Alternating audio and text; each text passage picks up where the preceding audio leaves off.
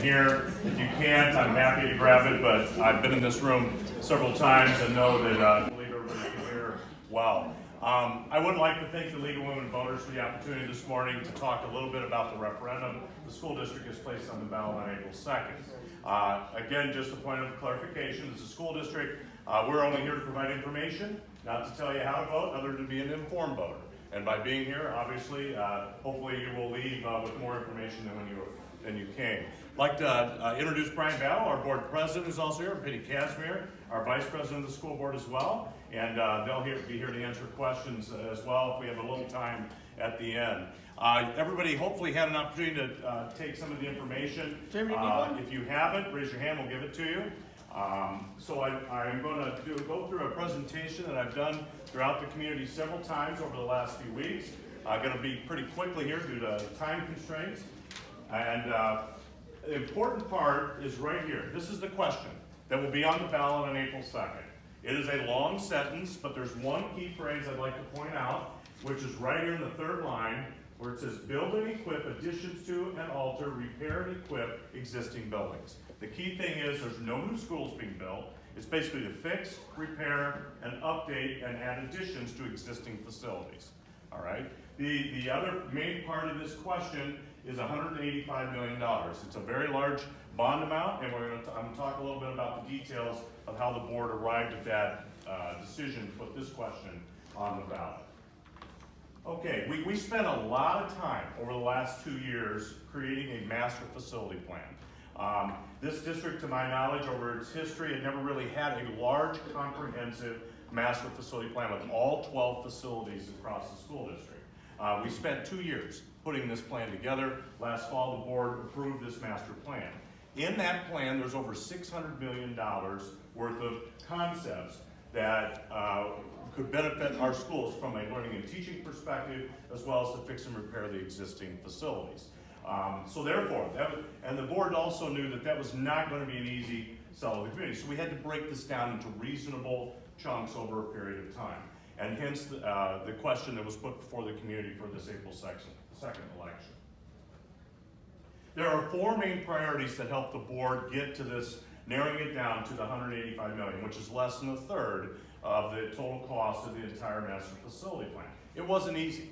They had to prioritize. They had to make some decisions on what to focus on. And I'm going to talk a little bit about each one of these. First was to improve the safety and security of our schools. The second thing is to update the classrooms to prepare kids for success. That's our core business. It's what we do every day, teaching and learning in all of our schools. The third one was to maintain the community's investment in our schools, basically fix what we have. Okay, you got to maintain stuff. Everybody owns a home, everybody owns facilities. Over time, you have to fix and maintain and deal with deferred maintenance issues, and I'll talk about that in a minute. And finally, was to update the educational community spaces for our arts and athletics. And again, this was a prioritization the board had to make. We had concepts for all of our schools. This is specifically focused on Barrington High School, and I'll talk about that in just a minute. So let me spend a few minutes on each one. As I said, safety in schools is a key national issue, and it's a local issue. You know, everybody wants our schools to be safe. Unfortunately, over the last several years, we've had, some tragic events that have occurred. And heaven forbid it ever happens here. But we know, and we want to maintain, we've got good solutions in all of our buildings to be implemented. But they're not cheap. They cost money. We do things on a yearly basis the best we can in our annual operating budget. From time to time, though, we want to do things beyond the annual spend. And we have to ask the community permission to do that. Briefly, there's some key items here. One is to eliminate mobile classrooms. This is a major security and social and safety issue that's been going on since 2007. We have trailers, mobile units at both Station and Prairie. They've been there since 2007 for an increased enrollment that happened in the early 2000s. The community defeated a referendum at that time, then the economy went to 10. The board decided we've got to wait until the timing's right. Now the timing's in a much better situation, hence why in 2019 we're asking the question to make a permanent solution to both of those schools. Those trailers have been used for 12 years. We'll definitely be using them for a 13th starting in the fall because we won't have time to, if this passes, to get things going. But we hope that's the last year. And it's way overdue. We need a permanent solution for the middle school classrooms. The kids are in and out of the building every period, every 45 to 50 minutes. We secure it, we have cameras on it, we have staff there, but it's not appropriate, especially in this community. And we want to make sure we have a permanent solution for that. Traffic flow issues, this was one of the #1 issues that community parents and staff told us. There isn't a school in our district where the traffic flow and parking isn't good, okay? It's a challenge everywhere. And we've got concepts and ideas on how to make it better at each one of them. It's just our sites are constrained, but we do have some opportunities, and we'd like to be able to implement those in this area of safety and security for our kids each and every day. Exterior building securities. This is about hardening the facilities, creating opportunities to improve the outside exterior. Some of them are in real good shape, depends on when they were built. We have buildings ranging from 1948 to 2009, in our most recent building. So each one were designed in different phases. We'd like to bring them all up to a 2019 standard. And finally, inside the building. The primary focus here is to implement new technologies that are developed for large public facilities. Again, we'd like to be able to incorporate those in each of our buildings.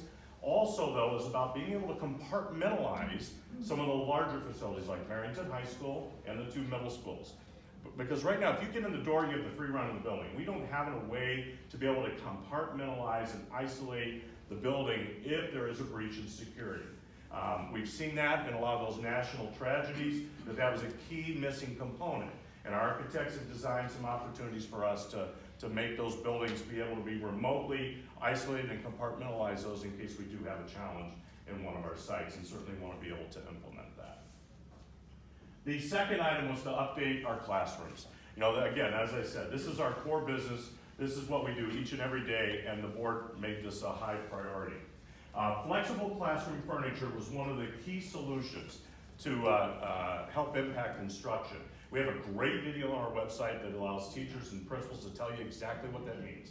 The bottom line is, all of our kids today have a device in their hands. Instruction is completely different, just like the workplace is different. And we still have furniture that was designed and purchased in a previous time. Teachers want to do things different. In fact, teachers do workarounds right now in the classrooms. We want to be able to have all of our furniture on wheels. We want to be able to quickly pivot from a small group instruction with students into a large group and do it within a 45 to 50 minute class period at the middle school and high school level. In the elementary day, also, we change activities depending on the age of kids every 5 to 7 minutes. That's what goes on in a classroom. And the furniture needs to be flexible enough to be able to move around and switch. And I can certainly answer questions if there are about that. The next 2 items are 2 elementary targeted issues. So these are both at the elementary level, where we need some redesign and additional space to meet these needs. One is for our STEM program. We've implemented it over the last couple of years, but we don't have a dedicated space and appropriate environment in each of our elementary schools. We've pushed it into existing spaces, but we need to have a dedicated space. This is a critical upgrade in our curriculum, and we want to make sure that we have the appropriate space to be able to do it in all of our schools. And also, students that have specific sensory issues and needs and therapeutic key items that we need to be able to have an appropriate space in each of our buildings. This is primarily a remodel scenario to make sure we have an appropriate setting for kids that need special attention so they can immediately get back into the core classroom and have access to that key instruction.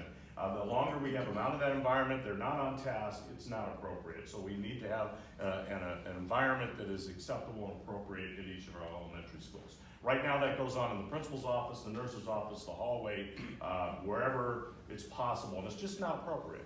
And if that was your child, you want an appropriate environment to be able to provide the support and that's needed to get them back into the regular ed environment. And finally, the largest need at the high school level is in our physical education and wellness curriculum. PE is a little different today than it was when most of us, including me, were in high school. We don't roll out the ball and play team sports every day. It's all about personal fitness and wellness. That's what our curriculum is. We do not have the appropriate space to deliver that curriculum. Right now at the high school level, our PE classes are 50 students and above. And it's not because we can't do it, it's because we don't have space. We have not increased physical education space since 1980 at Barrington High School. We redesigned some spaces 20 years ago, but we didn't increase the actual instructional space. We need and like to be able to do that, to be able to fully implement the curriculum that we intend to provide for our kids every day. Right now, the teachers split the classrooms because of the size and the space that's available. And now this will have a dual purpose for the sports and athletics, and I'll talk about that in a minute. But during the instructional day, this is a key component at that level to be able to have that appropriate space. This one's pretty simple. This photo here, I always talk about it. This is the roof of Prairie, which is one of the newer buildings in the district, built in 1991. It's the original equipment in the building. We have a significant line item in the budget for that building to update and replace all of the HVAC controls and equipment in that school. It's at the end of its expected life, and it's a major cost. At that building, it's nearly $10 million to be able to do that. It's significant. And that's not something you can just take out of an annual budget on a regular basis. We have to go to the community to ask for additional dollars to do these types of capital things. This is pretty straightforward. In all of our buildings in the district, air conditioning, electrical, heating, plumbing, roofs, it's about $60 million of the 185 in this category alone. This is just to fix, replace, repair all of the equipment that's at the end of its expected life, okay? And all the buildings in the district, and it varies. So like the ELC, the newest building in the district, doesn't have much in this category. You know, you go to Grove or Sunny Hill or Barrington High School, it's got a lot. Okay, the age of the building has quite a bit of difference on where things fall here. But it's all in this area. And it is a major cost component that is needed to make sure that we protect the investment the community's already made in our facilities. This last category, update the educational community spaces for arts and athletics, it's really into two categories. First is the fine arts, and the second is the sports and athletics. First, for the fine arts, the high school auditorium is the original auditorium from 1948. And if anybody's been backstage or up in the catwalks where I have with kids, it looks like 1948, okay? We maintain it, we clean it, we paint, we do those things, but it's not appropriate for the programming in 2019. And we need to make sure that space is available to meet our needs educationally. It is also the most used space in the school district, not even close. 360 out of 365 days a year, that space is used 2 to 3 times a day. It is the #1 space in our school community that's used by the community, not only by the school district, but by the community for rental purposes, all types of community programs. It's a major addition, and we recommended to add a new auditorium to have an updated space, and we would take the existing space and reorganize it and design it for rehearsal and studio types of instruction that goes on every day with the kids in the fine arts area. So a pretty major enhancement to the facility there, and also a community asset that the board focused on to include here. The final piece is the athletics at the high school campus. We, over the last several years, have acquired the property on the west side of Hart Road, from Lake Cook all the way up to the Hamilton building. We own that property in that entire area on the west side of the road. We want to use it. We want to use it for parking, and we want to use it for athletic spaces. And we have concepts proposed there to add a large multi-purpose turf surface on the south end of that area, and also move the sophomore boys baseball field across the street and add another large turf space in the main campus area, again, for lacrosse, soccer, baseball, softball. This time of year, perfect example. We can't get out there when the ground is the way it is. We want to be able to have appropriate spaces for all the programming that we have going on at our high school athletics. We also have some significant refreshing going on our existing facilities. The Field of Dreams, amazing, wonderful facility that was built and donated by our community in 1989. It's way tired. It needs attention. We need to have a significant capital investment to upgrade that space and for the next generation to be able to use it in the way that a lot of the current kids have over the last 20 to 30 years. But it needs to be done. The press box at the high school baseball field, it's not good, not in good shape. We paint it, we try to maintain it, but it needs to come down and be rebuilt. The roof's bad, the structure itself is not in a good place. So those are the types of things that have been in place for a long time that we need to replace and update as well.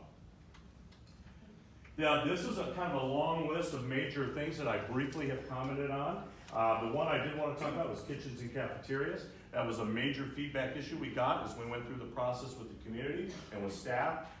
We do have line items in the budget to be able to upgrade the food service. It was a big feedback issue that we heard from parents, but we need to upgrade the serving areas as well as the food service provider. And we're working on that as well, and that's a whole other conversation that I could talk about later. But we know it's an issue, and we want to provide a better situation for our students. A little bit about the taxpayer impact. The median home in our community in 220 is around $500,000.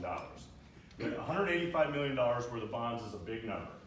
The reason why we have a unique opportunity here this spring is 160 of that capacity is existing debt that's rolling off.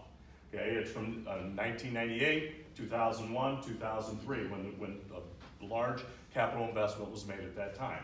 So we have an opportunity to replace that existing debt and then add a little bit more to do all of those projects that I just explained. So the impact would be an annual increase of $100 on that median home. And then depending on the value of your property, it's obviously just a ratio depending on how that would go. That's for this capital expense only. This would be paid out over another 20-year period and to be able to do this work. If nothing happens here, in other words, if the community does not approve the referendum and it does not increase, it would be about a $600 drop in the annual tax bill for a $500,000 home. Okay, so it is a significant question to the community for them to decide. But at what expense? I think that's the question. You know, these issues aren't going away. Everything I just explained, they aren't going away. We need to be able to do it. I anticipate a future board would have to come back with this issue if it is not approved by the community. So, you know, a little bit breaks it down to more of a daily basis. I did want to talk just a second about this chart. This is the actual tax rate from 2017 that is paid for K-12 education in all the surrounding communities. North Shore, Northwest Suburban, West Suburban, all the districts that we compare ourselves to. We are a K-12 district, all right? We do the whole thing. So our current tax rate on property in our district is 4.559%. We are the lowest tax rate of anywhere in any district that we compare ourselves to here in the Chicago suburban area. If you look, some of these are K-12 districts like us, and then the other districts are dual districts where you've got a high school district and then a K-8 district, and we just added the two rates together to get their combined rate for K-12. You should have a handout on that that explains it. I can answer questions if you have more about it. Even if this referendum passes, we will still be the lowest on this chart. It will go up to 4.615. And Elmhurst just passed a $140 million referendum back in November. They're going to bump up about 3 spots. So we will still be the lowest on this chart, even if it does pass. You know, on the actual tax rate that is the school district levies for K-12 education. The website is loaded with information. About 10 times more information than what I just shared in the last 10 minutes is there. I encourage you to take a look at it.